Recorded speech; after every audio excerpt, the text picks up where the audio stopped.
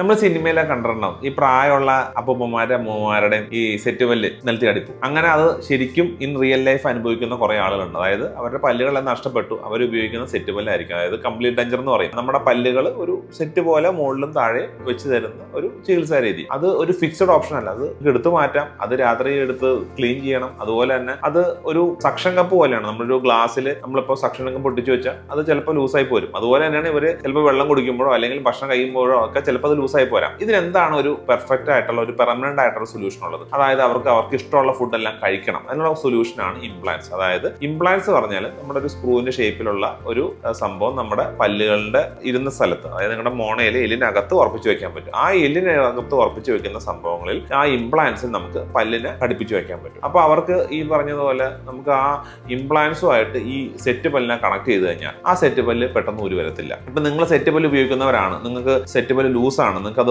കുറച്ചുകൂടെ യെല്ലോ ആയിട്ട് പിടിപ്പിച്ച് വെക്കണം എന്നുണ്ടെങ്കിൽ നിങ്ങൾക്ക് ഇംപ്ലാന്റ് ഓവർ ഡെഞ്ചർ ചെയ്യാൻ പറ്റും. അതായത് താഴത്തെ തടിയിലാണ് 2 ഇംപ്ലാന്റും മുകളിലത്തെ തടിയിലാണ് 3 ഇംപ്ലാന്റും പ്ലേസ് ചെയ്ത് കഴിഞ്ഞാൽ നിങ്ങളുടെ ആ ഇംപ്ലാന്റുകളായിട്ട് ഈ സെറ്റ് പല്ലിനെ കണക്ട് ചെയ്താൽ ആ സെറ്റ് പല്ല് ഈ പെട്ടെന്ന് ഊരി വരിക എന്നുള്ള ഒരു പ്രശ്നം ഉണ്ടാവില്ല. അത് ബലമായിട്ട് ഇരിക്കും.